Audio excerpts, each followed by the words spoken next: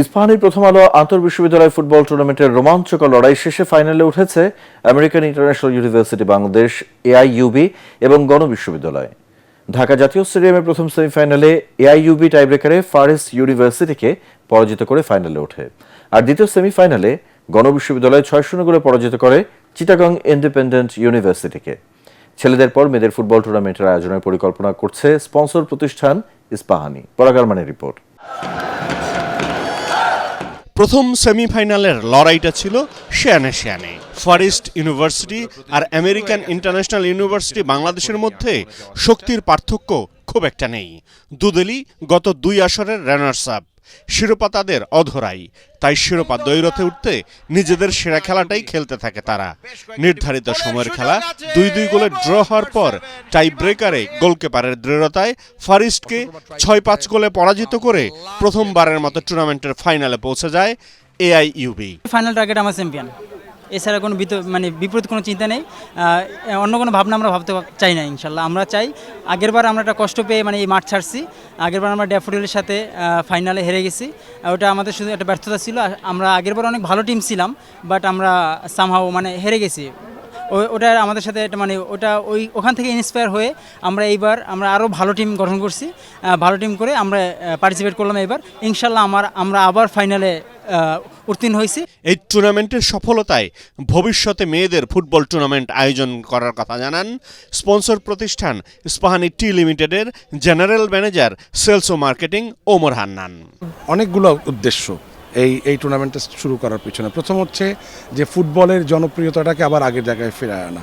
সেটা ফিরায় আনতে হলে স্কুল, কলেজ, বিশ্ববিদ্যালয় এই জায়গাতে আবার ফুটবলটাকে পপুলার করতে হবে। সেটা ছিল একটা উদ্দেশ্য।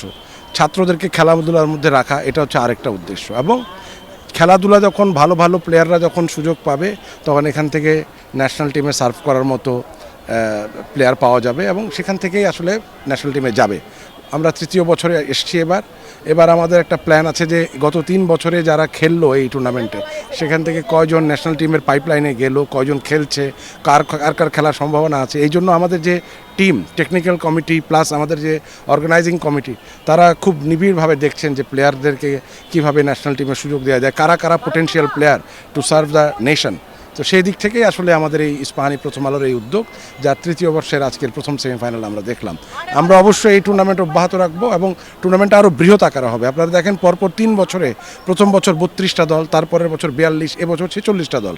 যদিও 71টা বিশ্ববিদ্যালয় এবছর খেলার ইচ্ছা পোষণ করেছিল, কিন্তু আমরা আমাদের লজিস্টিক দুর্বলতার কারণে বলেন আর লজিস্টিক আমাদের সুবিধা কম থাকার কারণে আমরা নিতে পারিনি। কিন্তু আগামী বছর আমরা ভেন্যু বাড়াবো, ইউনিভার্সিটির সংখ্যা বাড়াবো, যাতে বেশি বেশি বিশ্ববিদ্যালয়ে অংশগ্রহণ করতে পারে এবং ফুটবলের সেই জোয়ার আবার যাতে আগের জায়গায় ফিরে আসতে পারে। মেয়েদেরকে নিয়েও আমরা একটা টুর্নামেন্ট করতে পারি কিনা, সেটা university level, college level, school level, কোন লেভেলে হবে সেটা হচ্ছে চিন্তার বিষয়। কিন্তু মেয়েরা যেভাবে বাংলাদেশের সুনাম অর্জন বিভিন্ন জায়গায় সারা পৃথিবীতে ছড়িয়ে দিচ্ছে, আমরা মেয়েদেরকে নিয়েও আসলে এখন সিরিয়াসলি কনসিডার করছি তাদেরকে দিয়ে এরকম একটা টুর্নামেন্ট করা যায় কিনা। এদিকে জাতীয় দলের সাবেক অধিনায়ক আশরাফ উদ্দিন আহমেদ চুন্নু বলেন, এই টুর্নামেন্টের প্রতিভাবান খেলোয়াড়রা জাতীয় দলের পাইপলাইনকে সমৃদ্ধ করছে। অবশ্যই করছে, কারণ হচ্ছে আজকে যে আমরা টুর্নামেন্টটা শুরু করেছিলাম গত 3 বছর আগে, তখন কিন্তু আমরা অল্প দল নিয়ে করেছিলাম। আজকে 46টা দল অংশগ্রহণ করছে।